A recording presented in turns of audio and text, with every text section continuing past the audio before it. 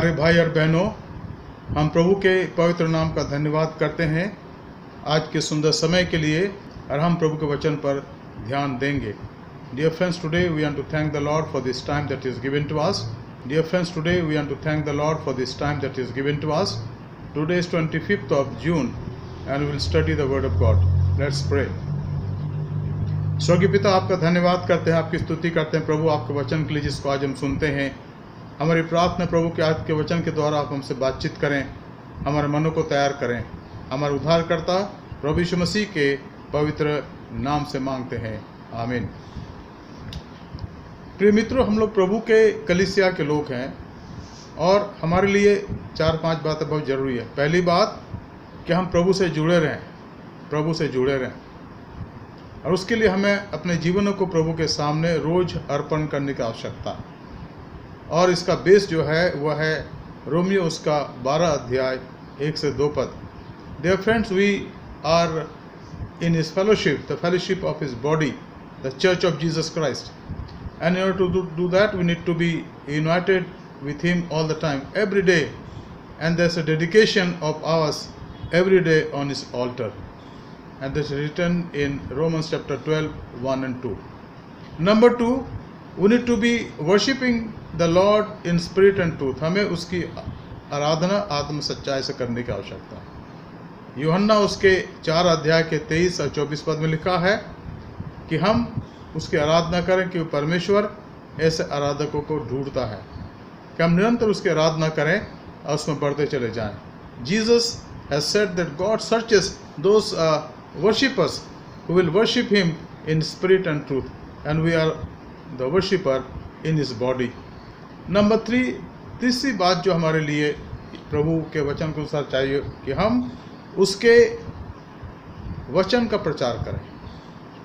We need to preach and proclaim the goodness of Jesus Christ in and through our lives, and that is found in few verses like Matthew chapter 28, 19 and 20, and then Acts of the Apostle chapter 1 verse 8, and then John 20 and verse 21. We need to be proclaiming his word every day in and through our lives. That is our witness. And then Saint Augustine has said, Augustine ने कहा, जो प्रभु का बहुत बड़ा दास हुआ 5वीं शताब्दी में, कि हमेशा सुसमाचार का प्रचार करो और जब आवश्यक हो तो शब्दों का इस्तेमाल करो। Preach always, and whenever it is mandatory, use your words. Number 4, we need to serve the poor and needy people. हमें उनकी मदद करनी है जो दुखी और भूखे और प्यासे हैं। और हम पढ़ते इसके बारे में याकूब की पत्री उसका 1 अध्याय और 27 पद, और वहाँ लिखा है कि सच्ची आराधना, परमेश्वर के सामने सच्ची धार्मिकता या हमारा सच्चा विश्वास, हमारा धर्म क्या है कि अनाथों और विधवाओं की मदद करना, उनके क्लेश में उनकी सहायता करना, और अपने आप को, अपने जीवन को सांसारिकता से बचा कर रखना। अब 5वीं बात है कि हमें उसके लिए तैयार होने की आवश्यकता है। हमें यीशु मसीह के द्वितीय आगमन के लिए तैयार होने की आवश्यकता है। और उसके लिए हम पढ़ते हैं प्रभु के वचन को, जो पाया जाता है मत्ती उसका 25 अध्याय 31 पद से आखिर तक। We need to prepare ourselves for his second coming and for the judgment of Jesus Christ, which is inevitable, is coming very soon. No one can escape that judgment, and therefore we need to prepare ourselves. And then we also read about the 5 virgins. हम 5 कुंवारी को बारे में पढ़ते हैं जिन्होंने अपने आप को तैयार करा, और जो जब दूल्हा आया तो उसके साथ चले गए। प्रभु यीशु मसीह अपने वचनों को हमारे सामने रखते हैं, तो मैं सोचता हूँ इन 5 बातों की आवश्यकता है। These are the 5 things that is required from us that we need to do ourselves. No one is high and no one is lower.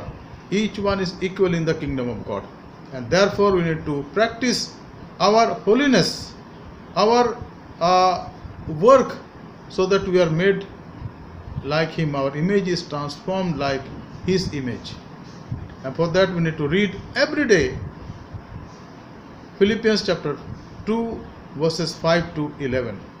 हमें रोज पढ़ने की आवश्यकता है कि हम उसके इमेज के अनुसार हो जाएं। फिलिपी के पत्री उसका दूसरा अध्याय उसके 5 से 11 पद।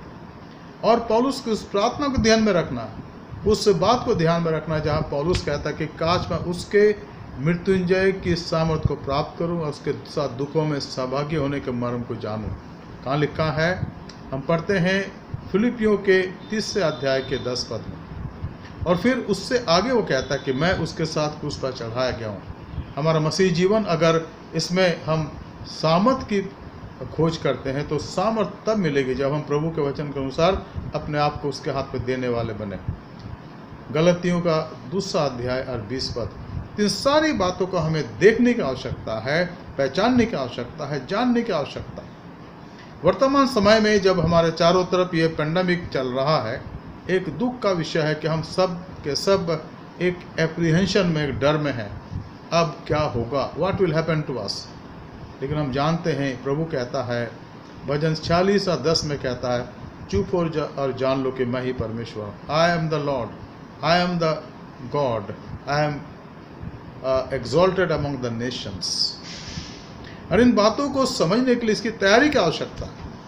इसको समझने के लिए अपने जीवन को उसके लिए तैयार करने की आवश्यकता है कि हम प्रभु के लिए अपने आप को तैयार करें ताकि हमारे जीवन उसको महिमा दे सकें और इससे उसकी स्तुति, उसकी बड़ाई हो सके। इन विचारों के साथ आइए हम इस समय अपने बाइबल अध्ययन को शुरू करेंगे, जो आज पाया जाता है। हम पढ़ेंगे प्रेरितों की पत्री उसका 25 अध्याय उसके 13 पद से उसके हम देखेंगे कम से कम उसके कुछ पदों को जहाँ पर पौलुस इन बातों को वर्णन 26 अध्याय के 11 पद तक। प्रेरितों की पत्री उसका 25 अध्याय उसके 13 पद से हम पढ़ेंगे उसके 26 अध्याय के 6 पद तक, जहाँ बहुत सी बातें लिखी हुई है और हम इन पर ध्यान देंगे।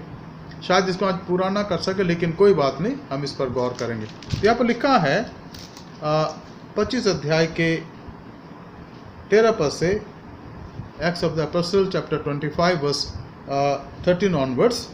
कुछ दिन बीतने के बाद अग्रिप्पा राजा और बिरनीके ने कैसरिया में आकर फेस्तुस से भेंट की। अब यहाँ लिखा है कुछ दिन के बाद ये जो अग्रिप्पा राजा था और उसकी पत्नी बिरनीके वो आए और वो लोग मिलना चाहते थे। फेस्तुस से लिखा है। और वो कहाँ से आए? वो यरूशलेम से आए और कैसरिया में आए ताकि फेस्तुस से वो भेंट कर सके, क्योंकि फेस्तुस वहाँ का राज्यपाल था, वहाँ का न्याय था, वहाँ का हाकिम था।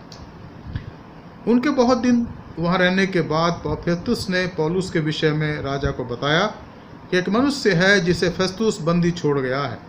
और जब मैं यरूशलेम में था तो प्रधान याजकों और यहूदियों के पुरनियों ने उसकी नालिश की और चाहा कि उस पर दंड की आज्ञा दी जाए।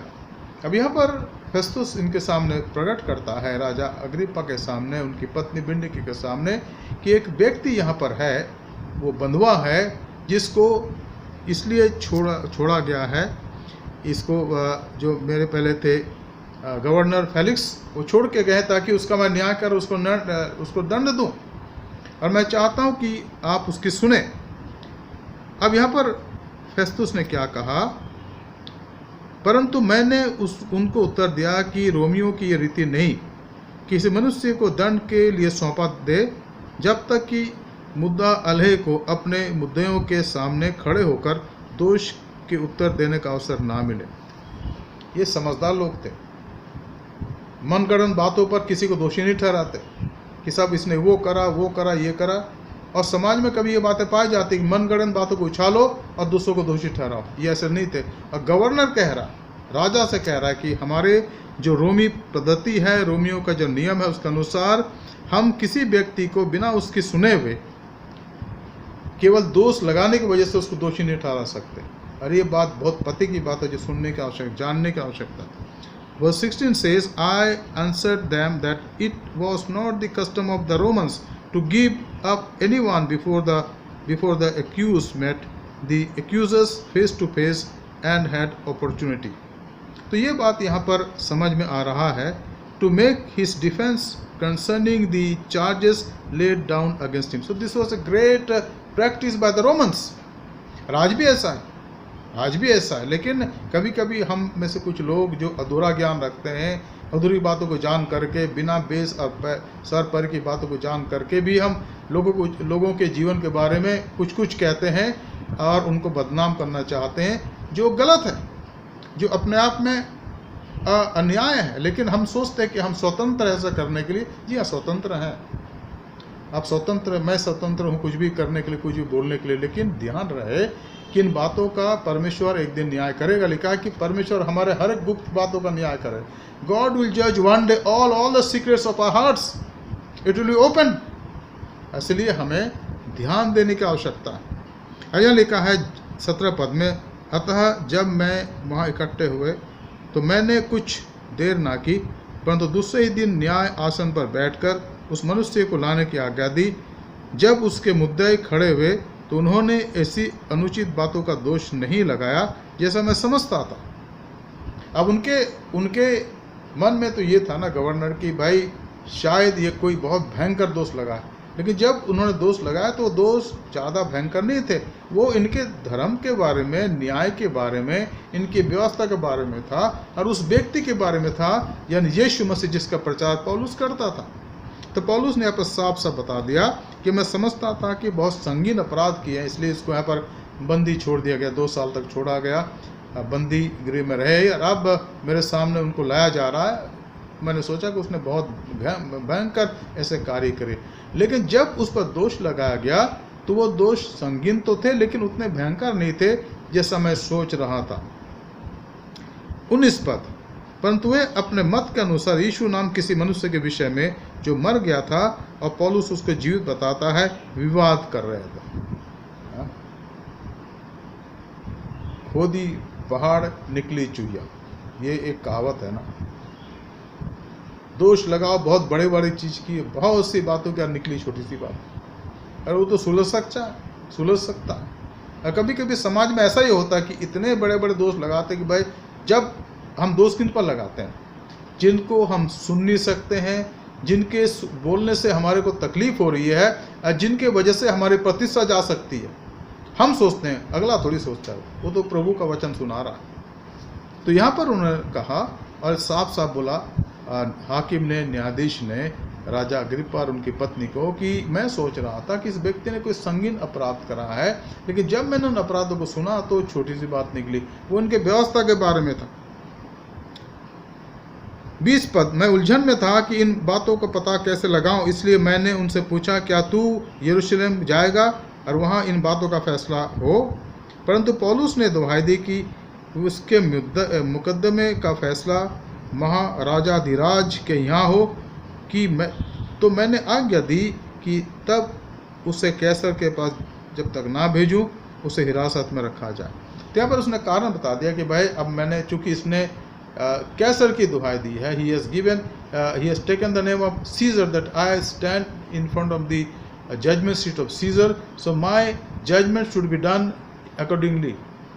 On top of that, St. Paul was a Roman citizen. तो यहाँ कहा गया कि इसको रखा गया और पहले वाले राज्यपाल ने इसको छोड़ दिया, यहाँ पर उनके बारे में फैसला नहीं करा और मैंने भी नहीं करा। अब मैं चाहता हूँ राजा कि उसके बारे में अब इसमें उनके मुंह से आप सुने कि वो क्या कहना चाहते हैं। 21 पद में लिखा है, परंतु जब पौलुस ने दुहाई दी कि उनके मुकदमे का फैसला महाराजाधिराज के यहाँ हो, तो मैंने आज्ञा दी कि जब तक उसे कैसर के पास ना भेजूं उसे हिरासत में रखा जाए। तब अग्रिप्पा ने फेस्तुस से कहा, मैं भी उस मनुष्य को सुनना चाहता हूँ। उनसे कहा, तू कल सुन लेगा। तब उसने कहा, अग्रिप्पा ने कहा कि मैं सुनना चाहता हूँ। What does he say? What does he want to say? I want to listen to him. I want to listen to Paul. What does he want to say? वो क्या कहना चाहता है, उसके पास क्या मुद्दा है जिसके लिए तुमने उनको इतने दिन तक यहाँ रखा है, डिटेन कर रखा है, क्या है, क्या बातें हैं। अब हम यहाँ पर आते हैं अगले दिन 23 पद, अतः दूसरे दिन जब अग्रिप्पा और बिरनीके बड़ी धूमधाम के साथ आए और पलटन के सरदारों और नगर के प्रमुख लोगों के साथ दरबार में पहुँचे, तब फेस्तुस ने आज्ञा दी कि पौलुस को ले आए। अब दूसरे दिन कैसरिया के अंदर पौलुस को लाया जाता है राज दरबार में, जहाँ राजा अग्रिप्पा भी हैं, बिरनीके भी, उसकी पत्नी बिरनीके भी हैं और फेस्तुस भी है। जहाँ उसको लाया गया और अब पौलुस की सुनवाई यहाँ पर होगी। 23 पद में लिखा है, read in the 23rd verse, so on the next day Agrippa and Bernice came with great pomp, and they entered the audience hall with the military tribunes and the prominent men of the city. Then at the command of Festus, Paul was brought in. Paul was brought in here to share about his in his defense. And what was his defense? Only Jesus Christ.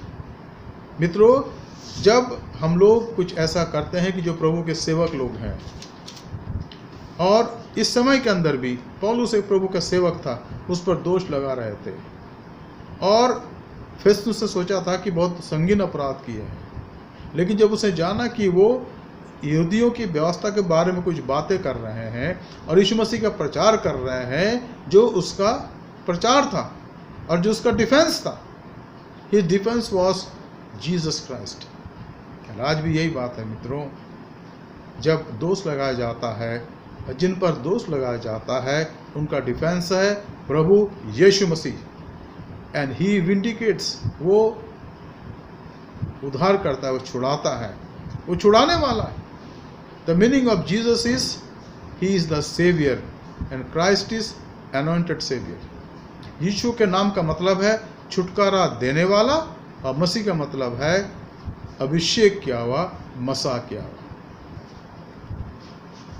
24 पद में लिखा है, जब पौलुस को बोलने की आज्ञा दी गई, 24 पद में लिखा है, फेस्तुस ने कहा, हे राजा अग्रिप्पा और हे सब मनुष्य जो यहाँ हमारे साथ हों, तुम इस मनुष्य को देखते हो जिसके विषय में सब यहूदियों ने यरूशलेम में और यहाँ भी चिल्ला चिल्लाकर मुझसे विनती की है कि इसका जीवित रहना उचित नहीं।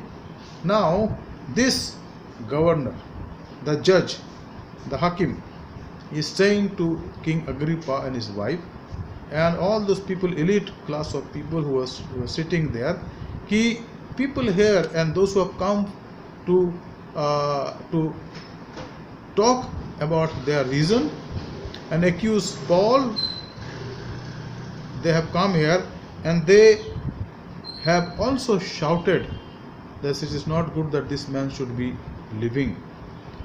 In another words, they wanted to get rid of him, they want to kill him. इतना विरोध बढ़ गया, इतना विरोध बढ़ गया कि भाई यहाँ पर होना नहीं चाहिए व्यक्ति, यहाँ से चला जाए व्यक्ति, हम इसको पसंद नहीं करते। क्यों? क्योंकि उस व्यक्ति ने सच्चाई का प्रचार करा ना, उस व्यक्ति ने यीशु मसीह के बारे में प्रचार करा, तो कहते कि हम इसको समाप्त करना चाहते हैं और इसको ख़त्म कर देंगे, will kill him because we think in according to our understanding this man deserve to die. अरे उन्होंने कहा, और यहाँ पर इस बात का उल्लेख हम पाते हैं। परंतु फेस्तुस ने कहा, परंतु मैंने जान लिया कि उसने कुछ ऐसा नहीं किया कि मार डाला जाए, और जबकि उसने आप ही महाराजाधिराज की दुहाई दी, तो मैंने उससे भेजने का निर्णय किया। चूँकि इसने कैसर की दुहाई दी, तो मैंने निर्णय लिया कि ये वहीं जाएंगे, रोम जाएंगे, ताकि वहाँ पर उनका न्याय महाराजाधिराज के सामने हो, यानी कैसर के सामने। मैंने उसके विषय में कोई निश्चित बात नहीं पाई कि अपने स्वामी के पास लिखूं। अब मेरे पास कोई ऐसी बात नहीं है। फेस्तुस कह रहे, गवर्नर कह रहे हैं कि स्वामी इन्हें कैसर के पास लिखूं, कोई कारण नहीं मेरे पास। अब मैं चाहता हूं कि राजा अग्रिप्पा और आपकी पत्नी मैडम, आप इनकी सुन ले कि क्या कहना चाहते हैं। इसलिए मैं उसे तुम्हारे सामने और विशेष करके हे राजा अग्रिप्पा तेरे सामने लाया हूं कि तू जांचने के बाद मुझे कुछ लिखने को मिले, क्योंकि बंदी को भेजना और जो दोष उस पर लगाए गए हैं उन्हें बताना मुझे व्यर्थ जान पड़ता। बहुत महत्वपूर्ण बात है। पर कहते क्या दोष लगा रहे हैं व्यवस्था के बारे में और उस व्यक्ति के बारे में जिसको वो कहता है वो जीवित उठा, इसमें क्या मैं लिखूं? और यहाँ खुद गवर्नर का फेस्तुस कह रहे कि भाई राजा महाराज, मेरे पास कोई कारण है नहीं कि मैं इसको लिखूं कैसर को, कोई कारण नहीं। खैर, और अब अग्रिप्पा ने पौलुस से कहा, जो वहाँ लाए गए थे, तुझे अपने विषय में बोलने की आज्ञा है। अब पौलुस को मौका मिलता कि वो फिर से अपने डिफेंस में कुछ बोले। अरे बहुत ही अजीब बात लगती है कि वहाँ पर उसको 2 साल हो गए डिफेंस देते देते, पहले दिया अब दे रहे हैं। अब दे रहे हैं राजा अग्रिप्पा के सामने, बिरनीके के सामने, फेस्तुस के सामने, तुझे अपने विषय में बोलने की आज्ञा है। तब पौलुस हाथ बढ़ाकर उत्तर देने लगा। तब पौलुस ने हाथ बढ़ाया और उसने उनसे बात करना शुरू करी, और वो बात करना चाहता था लोगों से। क्या बोला उसने, सुनिए। अब यहाँ पर हम देखते हैं हमारे इस विषय के तीसरी बात को। दूसरी बात थी कि अग्रिप्पा ने उसको बोलने का मौका दिया। तीसरी बात है, अब हम सुनते हैं पौलुस के डिफेंस को। क्या कहते हैं पौलुस, हे राजा अग्रिप्पा, जितनी बातों का यहूदी मुझ पर दोष लगाते हैं, आज तेरे सामने उनका उत्तर देने में मैं अपने आप को धन्य समझता हूँ। Now what did he say? He said, I consider, O King Agrippa, myself fortunate that it is before you, King Agrippa, I am going to make an defense today against all the accusations of the Jews. अब उसने कहा कि मैं आपके सामने इन बातों का जवाब आज देना चाहता हूँ, उत्तर देना चाहता हूँ जिन बातों का दोष ये मुझ पर लगा रहे हैं। अब क्या क्या बातें सुनिए मेहरबानी से। विशेष करके इसलिए कि तू यहूदियों के सब व्यवहारों और विवादों को जानता है, अतः मैं विनती करता हूँ धीरे से सुने। He said, especially O King Agrippa, you are familiar with all the customs and controversies of the Jews, therefore I beg you to listen to me patiently. अब यहाँ पर वो साफ साफ कहता है, राजा मैं नम्र निवेदन करता हूँ कि आप मेरी बातों को सुनिए, धीरे से सुनिए, क्योंकि कई बातें जो मैं यहाँ पर कहना चाहता हूँ। And then what the defence of Saint Paul, 4 पद में लिखा है, 4 पद 26 अध्याय का, मेरा चाल चलन आरंभ से अपनी जाति के बीच और यरूशलेम में जैसा था वो सब यहूदी जानते हैं। अब ये पौलुस अपने जीवन के पिछली बातों में जाता है। वो कहता है कि मैं यरूशलेम में रहता था जब मेरी उम्र 11-12 साल की। मैं यरूशलेम में लाया गया माता पिता के द्वारा ताकि यहाँ मैं बढ़ूँ और यहाँ पढ़ाई करूँ। और आप जानते हैं कि मेरी पढ़ाई लिखाई उस ज़माने के बहुत बड़े शिक्षक प्रोफेसर गमलीएल के चरणों में भी यरूशलेम में। और बाकी मेरे बारे में सब लोग जानते हैं कि मैं एक फरीसी बना और बहुत कट्टर फरीसी बना, और मैं उस पंथ को जो आज जिसका मैं प्रचार करता हूँ उस समय उसको मैं कुपंथ कहता था और उसको मैं नाश करना चाहता था। और इन सारी बातों को पौलुस ने कहा यहाँ पर राजा अग्रिप्पा के सामने, सारे लोग जानते हैं। उनका दोबारा बखान करना उसने सोचा कि जरूरी नहीं है। यदि वे गवाही देना चाहें तो आरंभ से मुझे पहचानते हैं। मैं अपनी फरीसी होकर अपने धर्म के सबसे खरे पंथ का अनुसार चला। उसने कहा, हे राजा अग्रिप्पा, मैं एक फरीसी था और अपने धर्म के उस पंथ के अनुसार मैं बहुत ही कट्टरता के साथ चलता था। क्या करता था, अगर आप पढ़ें इनके बारे में तो आप देख सकते हैं। लूका के अंदर इस बात का वर्णन है कि 2 जन प्रार्थना करने के लिए गए, एक फरीसी था और एक चुंगी लेने वाला था। जो फरीसी था उसने क्या प्रार्थना करी? The one was a Pharisee, how he prayed, he said, उसने कहा, हे परमेश्वर, मैं दुराचारी नहीं हूँ, मैं पापी नहीं हूँ, मैं हर हफ्ता हर सप्ताह 2 बार उपवास करता हूँ और अपने सब कमाई का 10वां देता हूँ परमेश्वर को, और मैं चाहता हूँ कि मेरा जीवन अच्छे से व्यतीत हो। तो फरीसी था। यही जीवन पौलुस का था जब वो फरीसी था, जब यीशु मसीह को नहीं जानता था, और सबसे बड़ी बात उसके अंदर जलन थी अपने धर्म के लिए, यहूदी धर्म के लिए।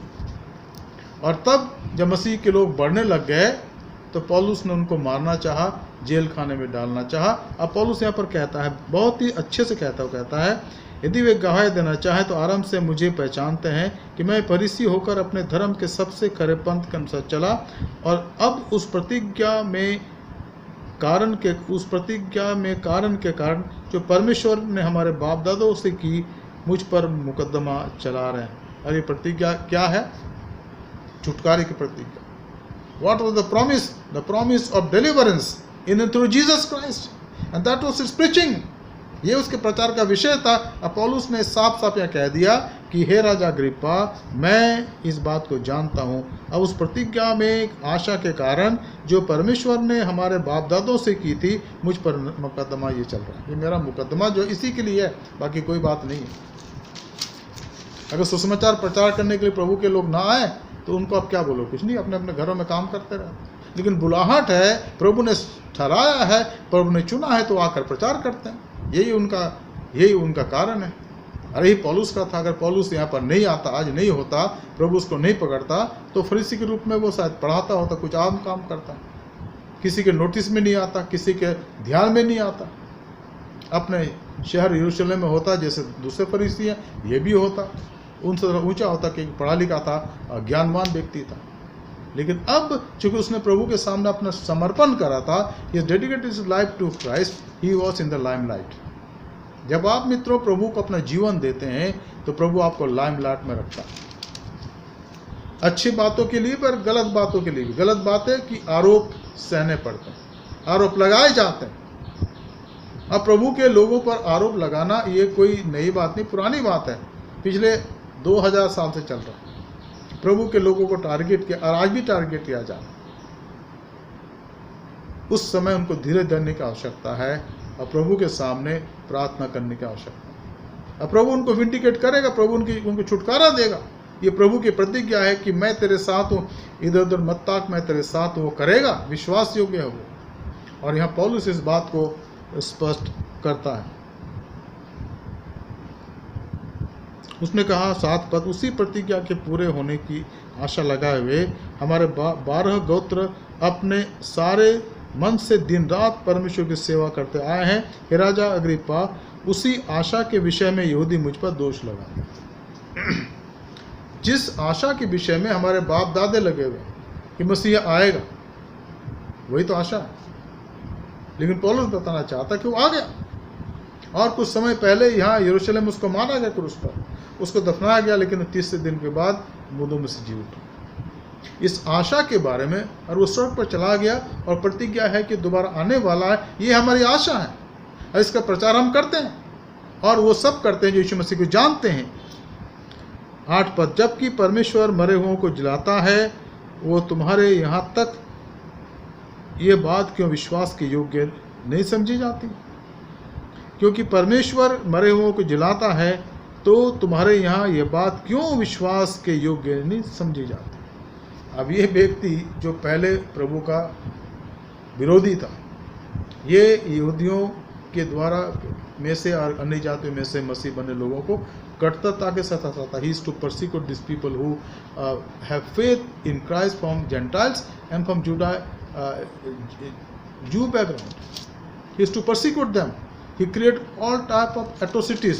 He plotted against them to kill them and destroy them. But now he himself is the torch bearer of Jesus Christ. अब वो खुद उसका प्रचारक बन गया, विरोधी प्रचारक बन गया, विरोधी यीशु के भक्त बन गए, विरोधी जो उनके लोगों के खिलाफ परवाना लेकर के यरूशलेम से दमिश्क को जा रहा था, आज वो उसी के बात का प्रचार कर रहा है। और ये सत्य है मित्रों, आज भी सत्य है। बहुत से लोग जो विरोध करते हैं प्रभु के लोगों का, प्रभु के दासों का, प्रभु के सेवकों का, अगर प्रभु को जान जाए सचमुच में तो विरोध नहीं करेंगे, उनके खिलाफ झूठी बातों का बखान नहीं करेंगे, क्योंकि वो जाने इस बात को नहीं जानते ना। अगर जानते कि परमेश्वर हृदय की सीक्रेट बातों का न्याय करेगा तो वो नहीं करते। लेकिन वो नहीं जानते कि प्रभु को नहीं जानते, प्रभु को नहीं जानते, प्रभु को पहचाना नहीं है, इसलिए वो उनके खिलाफ बातें करते हैं जो उनकी सेवा करते हैं।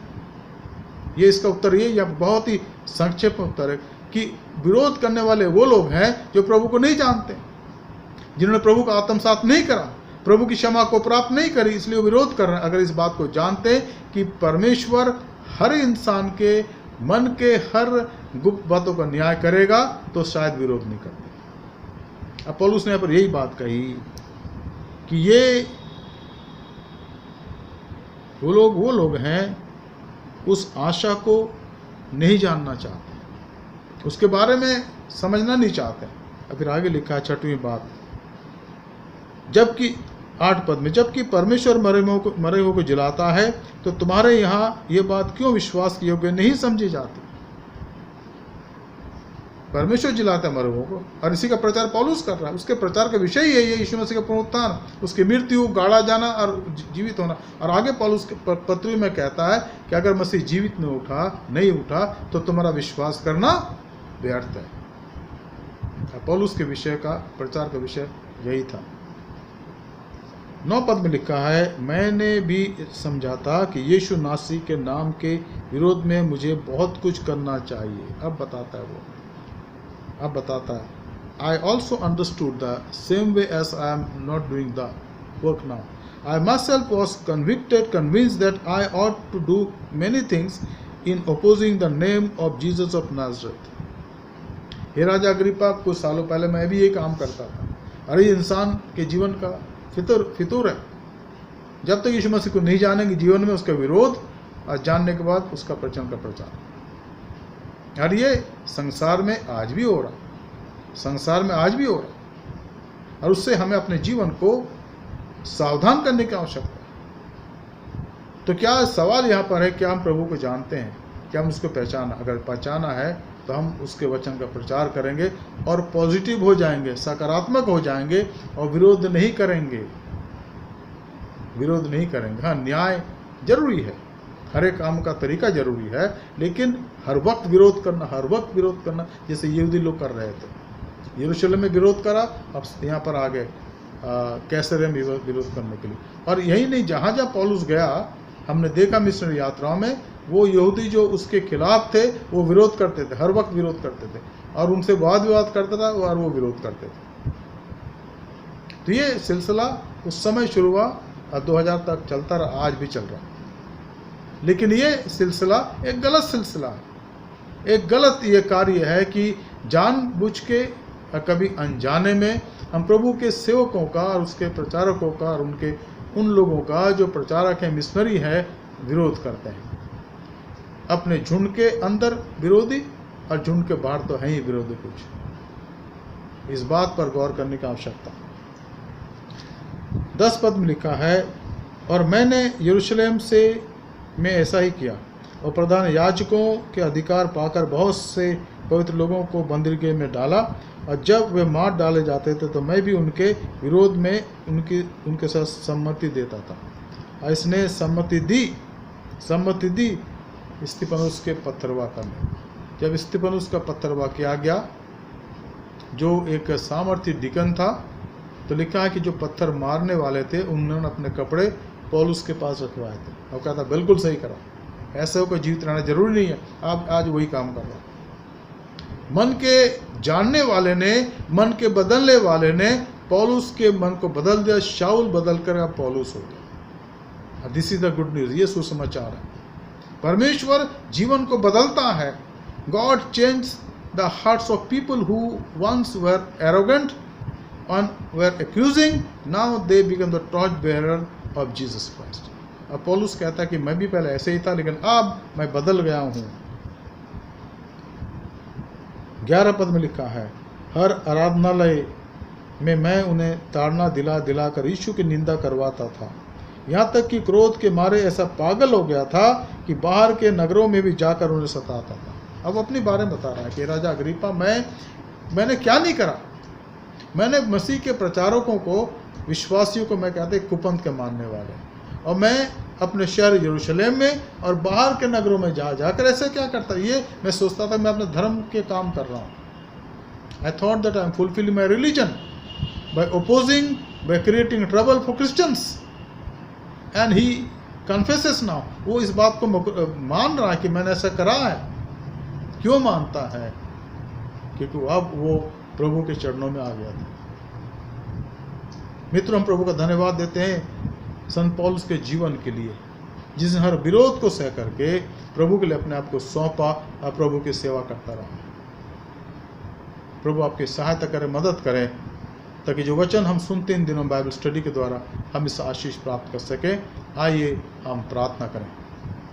धन्यवाद, स्तुति और महिमा के योग्य पिता परमेश्वर, स्वर्ग और पृथ्वी के स्वामी, हम आपका धन्यवाद करते हैं प्रभु संत पौलुस के लिए। प्रभु, जब आपके वचन का प्रचारक बन गया और उसने प्रभु वचन का प्रचार करा, खुलेआम करा प्रभु जी, और उसने कहा उस दरबार में जहाँ राजा अग्रिप्पा बिरनीके उनकी पत्नी थी और वहाँ गवर्नर था, फेस्तुस था, प्रभु उसने कहा कि मैं पहले इसका विरोध करता था, लेकिन अब जब से यीशु मसीह ने मुझे पकड़ा, जब से मैं बदला गया, अब मैं इसका प्रचारक बन गया। हमारी प्रार्थना प्रभु कि हमारे जीवन के अंदर प्रभु, अगर आपके उस अनुग्रह का कार्य आज तक नहीं हुआ प्रभु, आज शाम के समय आप हमारे जीवन को लें। Lord, we want to surrender our life on your altar and pray, God, do the work of your grace today in my life. Change my life from within, Lord. so that I may become your servant, your follower sincerely, and able to follow you sincerely. Thank you, Lord, for this church, Epistle Methodist Church. Bless this church, Lord, and bless all of us. Thank you for this Bible study. Lord, we pray, प्रभु प्रार्थना करते हुए वचन के बीच आज बोएगा, प्रभु व्यर्थ ना जाए, परंतु हमारे हृदय के अंदर प्रभु ये फल उत्पन्न कर सकें, 100 गुना, 60 गुना और 30 गुना। उद्धारकर्ता प्रभु यीशु मसीह के पवित्र नाम से मांगते हैं, आमीन। Dear friends, we have few announcement to make. This Bible study will continue. Tomorrow we'll have the Bible study in the same time. कल भी हम इसी समय बाइबल अध्ययन करेंगे। समय होगा शाम को 7:30 बजे, इसको याद रखिएगा। अगर आपके पास इन बाइबल स्टडी के बारे में कोई गवाही है और आप शेयर करना चाहते हैं, मैं चाहूँगा इसको ज़रूर शेयर करें, उसकी वीडियो रिकॉर्डिंग करें 2, 3 या 4 मिनट का, और हमें भेजने की कृपा करें, और हम इन बाइबल स्टडी के पहले और बाद में उनको प्रसारित करेंगे। साथ ही साथ अगर हमारे जवान बच्चे जो गीत गाते हैं क्वायर में, अगर आप गाना चाहते हैं तो मेहरबानी से आप उनको गाकर भेजें वीडियो रिकॉर्डिंग करके, और हम उन्हें प्रसारित करेंगे, उनको प्रचार करेंगे हमारे इन प्रोग्राम को में। आप इसको ध्यान रखिएगा। साथ ही साथ मैं चाहूँगा कि हम एक दूसरे के लिए प्रार्थना करें, हर एक लोग के लिए प्रार्थना करें, हमारे जो पड़ोसी हैं और हमारे साथ जो रहते हैं आसपास, कलीसिया के लोगों के लिए प्रार्थना करें कि प्रभु हर एक की सहायता और मदद करें, ताकि हर एक के द्वारा प्रभु की महिमा, उसकी स्तुति और बड़ाई हो सके। हम प्रार्थना करें हमारे कलीसिया के एक एक परिवार के लिए, एक एक बुजुर्ग के लिए, एक एक बच्चों के लिए, एक एक जवानों के लिए, एक एक माँ बाप के लिए, और हमारे WCS की बहनों के लिए, मेथोडिस्ट मेन फेलोशिप के लिए, और यंग एडल्ट फेलोशिप के लोगों के लिए। प्रभु की कृपा दया हर एक पर पाई जाए, ताकि हर एक के जीवन के अंदर वो दीनता, नम्रता पाई जाए, जिसके लिए प्रभु ने हमें बुलाया। हम प्रार्थना करें हमारे देश के अगुओं के लिए, हमारे राष्ट्रपति, प्रधानमंत्री, राज्यपालगण, मुख्यमंत्रीगण, पुलिस के लोग और जवान, तमाम उन लोगों के लिए जिनके हाथों में अधिकार है। प्रभु उनकी मदद सहायता करें, ताकि हम दीनता के साथ उनके लिए प्रार्थना करें, उनका जीवन प्रभु को महिमा दे सके। हम प्रार्थना करें हमारे कलीसिया के अगुओं के लिए, हमारे बिशप सुबोध सिंह मंडल साहिब के लिए, मैडम सुदीप्ता मंडल के लिए, हमारे DSS के लिए, हमारे पासबानों के लिए, और उन तमाम लोगों के लिए जिनके पास अधिकार है प्रभु, जिनके पास आत्मिक अधिकार है प्रभु के वचन को सिखाने का। हम उनके लिए प्रार्थना करें प्रभु उनको अपने महिमा के लिए इस्तेमाल करे, उपयोग कर सके। हम प्रार्थना करें हमारे इस कलीसिया के लिए, एपोस्टल मेथोडिस्ट चर्च के लिए। हम प्रभु का धन्यवाद देते कि उसने हमें यहाँ सेवा करने का मौका दिया।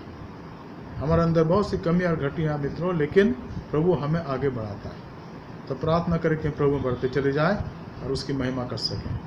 आइए हम प्रार्थना करें और बाइबल स्टडी को समाप्त करें। धन्यवाद करते प्रभु का, आज आपने हमसे बातचीत करी है, जो वचन आपने सुना है प्रभु, आपके वचन से, आपके पवित्र बाइबल से उसको हम समझ सकें और अपने जीवनों को प्रभु आपके सामने अर्पण कर सकें। हमें दीनता का, नम्रता का प्रभु और सच्चाई का जीवन दे प्रभु, कि हमारे हृदय में आपका डर और भय हो प्रभु, और हम आप में बढ़ सकें और आपकी महिमा कर सकें। हम प्रार्थना करते प्रभु उन सुसमाचार प्रचारकों के लिए जो जगह जगह रहकर प्रभु जगह जगह रहकर सुसमाचार का प्रचार करते हैं प्रभु, उनकी मदद करें, उनकी सहायता करें। हम प्रार्थना करते प्रभु आपके सेवकों के लिए जो पासबान है, आपने उनको जहाँ जहाँ रखा प्रभु, हम चाहते प्रभु कि आप उन्हें बहुत आज से अपनी सेवा के लिए इस्तेमाल करें। ये प्रभु आज के सुंदर समय के लिए आपका धन्यवाद करते हैं। बाइबल अध्ययन पर आपके आशीष हो, कल के लिए आप हमें तैयार करें, कलीसिया पर आशीष हो।